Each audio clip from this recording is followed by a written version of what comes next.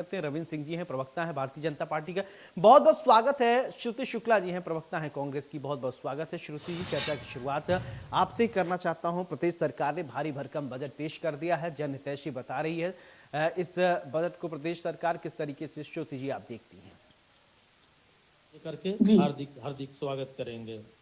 सबसे पहले आप सभी को मेरा सादर जय जोहार जी। और देखिए एंकर महोदय, बजट को लेकर के एक बात कहना चाहूंगी कि मुझे लगता है कि वर्तमान में प्रदेश की जो साय सरकार है, अगर ये 2 कदम आगे चल रही है तो मुझे लगता है 4 कदम पीछे भी हो रही है। इनका मुझे लगता है कि पिछले 2 साल के कार्यकाल में कि अभी तक अपना विजन सेट नहीं कर पाए हैं कि प्रदेश में किस प्रकार से विकास की गाथा लिखी जाएगी और विकास की ओर अग्रसर होने के लिए कैसा सिस्टम होना चाहिए। तो मुझे लगता है कि सरकार एक प्रॉपर अपना विजन सेट नहीं कर पा रही है। 2 कदम आगे जाते जाते 4 कदम पीछे हटते हुए मुझे सरकार दिखती है। तो इस बजट पे ये मैं कहना चाहूंगी। दूसरी बात कि आज छत्तीसगढ़ प्रदेश की ये स्थिति है कि आप जनप्रतिनिधियों से जाकर के मिलिए और जनप्रतिनिधि अधिकतर भारतीय जनता पार्टी के चुने हुए हैं।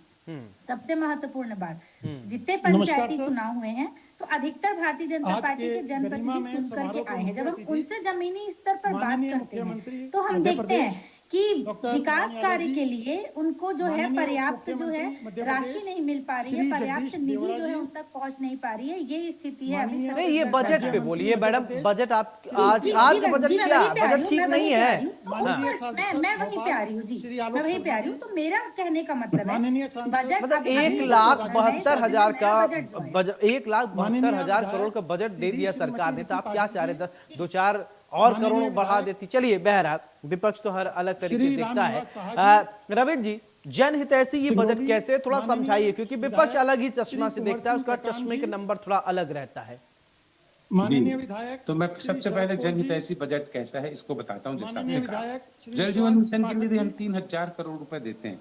राष्ट्रीय स्वास्थ्य मिशन के लिए 2,000 करोड़ देते हैं। प्रधानमंत्री ग्राम सड़क योजना के लिए 1,725 करोड़ देते हैं। समग्र शिक्षा अभियान के लिए 1,500 करोड़ देते हैं। प्रधानमंत्री आवास योजना के लिए 825 करोड़, शहरी के लिए और ग्रामीण के लिए तो और ज्यादा। प्रधानमंत्री फसल बीमा योजना के लिए 820 करोड़ और 600 करोड़ दीनदयाल जो कृषक मजदूर कल्याण योजना में देते हैं। और समग्र विकास योजना ग्रामीण का 300 करोड़ देते हैं। तो यही तो मतलब क्या कहते हैं विकास है, इसलिए जन कल्याणकारी है। अभी हम कहते हैं 18 वर्ष की यदि कोई मतलब लड़की हो जाए तो उसको 1.5 लाख रुपया देते हैं। उसके अलावा स्वास्थ्य में, शिक्षा में और बस्तर और सरगुजा में तो विकास का बयार लगा दिया है। मुझे लगता है कि इस तरह का बजट मैंने तो कभी नहीं देखा। भारतीय जनता पार्टी हमेशा पिछली बार जब होती है उसके बाद फिर एक कदम आगे बढ़ती है, फिर अगला और बेहतरीन होता है। बेहतरीन जब हम बजट प्रस्तुत करते हैं तो जैसे भी आपने कांग्रेस के प्रवक्ता को देखा, एक भी आलोचना नहीं कर सके, वो आलोचना ही नहीं कर सके। और मैं कांग्रेस के प्रवक्ता को चुनौती देता हूँ, ऐसा कौन सा क्षेत्र है वो बताए जो छूटा हो।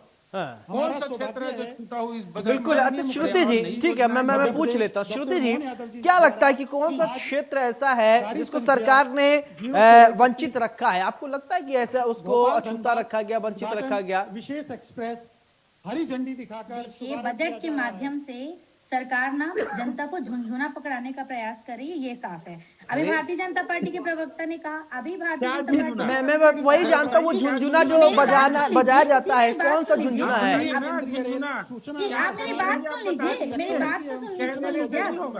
अभी आपने कहा सभी क्षेत्रों में वीडियो कॉन्फ्रेंसिंग के माध्यम से राशियों का आवंटन किया गया।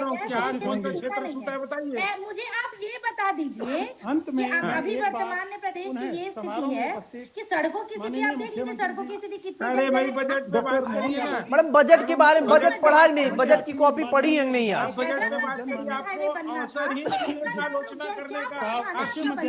कुछ नहीं होने वाला। चलिए किसानों की बात करते हैं। मक्का और गन्ना की खेती करने वाले जो इंसान है, जो किसान है, उनके लिए इस बजट में क्या प्रावधान है? तो किसानों को झुनझुना पकड़ाने का प्रयास भारतीय जनता पार्टी ने किया। जबकि क्योंकि पिछले महीने की बात है जब धान खरीदी को लेकर के अनेक किसान भाइयों ने आत्महत्या की थी। मैंने याद दिला दी। शिक्षा की बात ये करते हैं, आत्मानंद स्कूल को पीएमसी के नाम से इन्होंने संचालन किया। जब पीएमसी के नाम से स्कूल का संचालन हो रहा है तो बेहतरीन व्यवस्था है वहाँ पीएमसी के नाम से होनी चाहिए। लेकिन आज आत्मानंद स्कूल की स्थिति आप जाकर के देख लीजिए, कोई बजट का प्रावधान आत्मानंद में वेतन नहीं मिलता तो अभाव है, इतना अभाव है राशि का कि कोई विकास वहाँ पर होने पर नहीं पहुंचा था। तो आप क्या बात करते हैं? ये बजट के माध्यम से सिर्फ आप जनता को झुनझुना पकड़ाने का प्रयास कर रहे हैं। और अच्छी बात है अगर बजट में सभी विभागों में अगर आवंटन किया गया तो ये बजट सिर्फ किताबी बजट ना हो, ये बजट जमीनी स्तर पर जाकर के काम करे। मैं तारीफ करने योजना का भी यही है। अच्छा एक सेकंड, आप दोनों को रोकना चाहूंगा। पैनल प्रोड्यूसर से मेरे पैनल प्रोड्यूसर से एक दरख्वास्त है कि आवाज अलग से आ रही, कृपया उसको नीचे किया जाए। आज के ठीक है, बोलिए। अवसर पर जी, जैसे महतारी वंदन योजना की मैं बात करती हूँ। महतारी वंदन योजना के लिए बजट में कोई प्रावधान नहीं किया गया है। यानी अभी तक के महतारी वंदन योजना की है कि अनेक महिलाओं के नाम काटे जा चुके हैं केवाईसी अपडेट के माध्यम से, कभी किसी बहाने से कभी किसी बहाने से। यानी आने वाले समय में अब दूसरी अन्य महिलाओं के नाम इसमें कैसे जुड़ पाएंगे इन योजनाओं में, आप मुझे ये बता दीजिए। मैडम आप अरे बजट की कॉपी पढ़ के आई है कि नहीं श्रुति जी? बजट पढ़ के आई है नहीं? बजट के विषय में बोलिए, आप भटक क्यों नहीं? आज बजट पे चर्चा कर रहे हैं तो आप इधर उधर जा रही हैं। पढ़ के आई तो उसके विषय में बताइए दर्शकों को, भटकाइए मत। अगर करते हैं मैं बता रहा हूँ, दिल्ली से वर्चुअली मैं बता रहा हूँ आपको, चिंता मत करिए, कर दिए गए हमारे चिंता मत करिए। मतलब पिछली सरकार की सारी लाभान्वित योजनाओं को आपने बंद कर दिया। ये बजट इनको कुछ नहीं मालूम है बजट के बारे में। ठीक है रविंद्र जी, आप समझा दीजिए, मैं समझ नहीं पा रहा हूँ। मैं बजट पे चर्चा कर रहा हूँ तो आप इधर उधर जा रहे हैं। मैडम आज के बजट पे थोड़ा फोकस रहती तो मैं भी समझ सकता था और दर्शक भी समझते। प्लीज उसी पे केंद्रित रहिए। रविंद्र जी बोलिए। देखिए नहीं मिलेगा, डिस्प्लिन को ऐसे डाल देंगे समुद्र में, वैसे ही ये खोजते रहेंगे। अब इनके एक एक बातों का जवाब देता हूँ। पहले बजट का अध्ययन करके आते हुए कैसा डिबेट करना है। प्रबंधक व उपस्थित गणमान्य सभी जन, आप सभी को प्रणाम करता हूँ, वंदन करता हूँ, अभिनंदन करता हूँ। आज का दिन हमारे साथ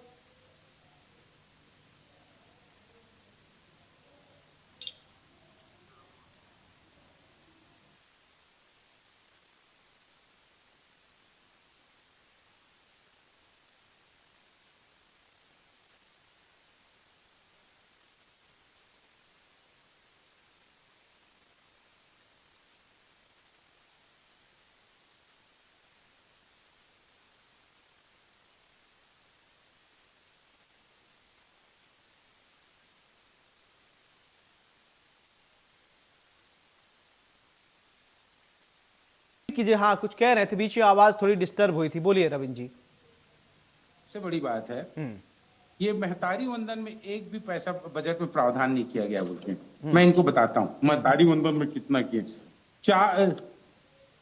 20,000 करोड़ रुपया, 8,200 करोड़ रुपया महतारी वंदन पे रखे। 69 लाख महिलाओं के लिए, और बोलते हैं नहीं रखे। कृषकों के लिए बताऊं मैं 10,000 करोड़ रुपए रखे और 5 HP तक के कृषकों को मुफ्त बिजली देने के लिए 5,500 करोड़ का हमने प्रावधान किया है। ये क्या पढ़ के आ रहे हैं? यदि इन्हें यही नहीं मालूम है कि 70 लाख महिलाओं के लिए हमने क्या कहते हैं 8,200 करोड़ रुपए का प्रावधान किया और उसको बोलते हैं नहीं किए, तो ये डिबेट करने नहीं आए, केवल आलोचना करने आए। क्योंकि इनमें हिम्मत नहीं है कि इस मतलब बजट से कुछ चीजें निकाल लें, कुछ कमियां निकाल लें। और सबसे बड़ी बात है हमने नई चीज जो शुरू किया उसको तो मैंने बताया नहीं कि प्रधानमंत्री राम जी योजना में हमने 4,000 करोड़ का ये किया है। 125 दिन का मतलब रोजगार देंगे। मुख्यमंत्री दूरगामी सड़क संपर्क योजना में 200 करोड़ रुपए रखा है हमने। मुख्यमंत्री आदर्श समृद्धि योजना के तहत 200 करोड़ रुपए। इनको दिखता क्यों नहीं? कौन सा क्षेत्र में? तो चुनौती दिया कि कोई ऐसा क्षेत्र हो जो छूटा हो तो बताए। इन्हें बैठे बैठे झूठ बोलते रहे। दूसरी बात, अभी भूपेश बघेल जी का बयान सुन रहा था, कह रहे थे हमने 5 बार बजट पेश किया है और वित्त मंत्री जी खड़े होकर सड़क का गिना रहे हैं, चौक चौराहों का गिना रहे हैं। बिल्कुल गिनाएंगे क्योंकि हमने प्रावधान किया है। सबको पता होना चाहिए हमने क्या प्रावधान किया है। और आपने 5 बार कैसा बजट किया है ना पेश, उसको जनता ने देखा। अच्छा एक बात, इसीलिए जनता ने आपको जैसा कि अभी श्रुति जी कह रही थी कि किसानों की अनदेखी की गई है, तो किसानों को लेकर क्या स्पेशल है इस बजट में, थोड़ा समझाइए।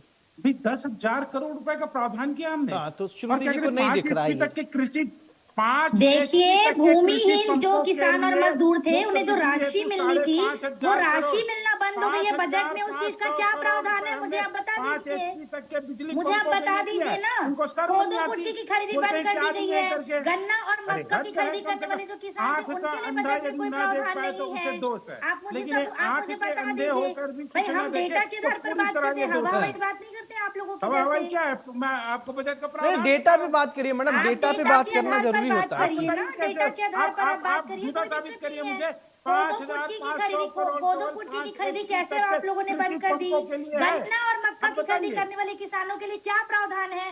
भूमिहीन जो किसान और मजदूर हैं उन्हें जो राशि सालाना मिलती थी वो बंद कर दी गई है। ये किसान हितैषी सरकार है क्या आपकी? आप मुझे जवाब दे दीजिए। सुनिए, गलत बोल रही है। दीनदयाल उपाध्याय भूमिहीन कृषि मजदूर कल्याण योजना के लिए 600 करोड़ रुपए रखा है हमने, और नहीं तो आप उठा कर देख लीजिए बजट को। मैं बिल्कुल देख रही हूँ, चिंता मत करिए, हवा हवाई बात नहीं कर रहे, पूरे डेटा के साथ बात कर रहे हैं। आप निश्चिंत रहिए, आपके चिल्लाने से जो है ये झूठ है वो सच नहीं बन जाएगा। आपने बजट को जानने की कोशिश भी नहीं। झूठ मैडम, देखिए बजट जो होता है वो तथ्यों पर एकदम आंकड़े पे होते हैं, उसमें कोई बरगला नहीं सकता। सुनिए श्रुति जी, आप बोल रहे हैं कि आप झूठ बोल रहे हैं। जो बजट पेश किया जा रहा है वो आंकड़े होते हैं कि फला डिपार्टमेंट के लिए इतना बजट, फला डिपार्टमेंट के लिए इतना बजट, उसमें तो कोई झूठ नहीं बोलता है। सारे आंकड़े आपके पास होंगे। रविंद्र जी कहां से झूठ बोलेंगे? बताइए, अगर कम है बजट उसको बताइए ना, इंगित करिए कि फला सेक्टर में जो है हॉस्पिटैलिटी में कम है और एजुकेशन में कम है, ये बताइए ना, इंगित करिए। आप पूरा मामला ही घुमा दे रही हैं। आप जहां आपको लगता है कमी उसको बताइए ना, उसको इंगित करिए। देखिए, शिक्षा विभाग, सबसे पहले बात करते हैं किसानों की। किसानों की बात अगर ये करते हैं तो कोदो कुट्टी की खरीदी बंद कर दी गई है। मैं आप मेरी पूरी बात को सुन लीजिए। नहीं, आप सुनिए रविंद्र जी, उनको भी सुनिए। देखिए, उनको भी सुनना जरूरी है। और गन्ने की खेती करने वाले जो किसान थे उनके लिए बजट में कोई प्रावधान नहीं, उनको झुनझुना आपने पकड़ा दिया। दूसरी बात, भूमिहीन जो किसान और मजदूर थे जिन्हें सालाना राशि प्राप्त होती थी वो राशि बंद कर दी गई है, उसका कोई प्रावधान नहीं है बजट में।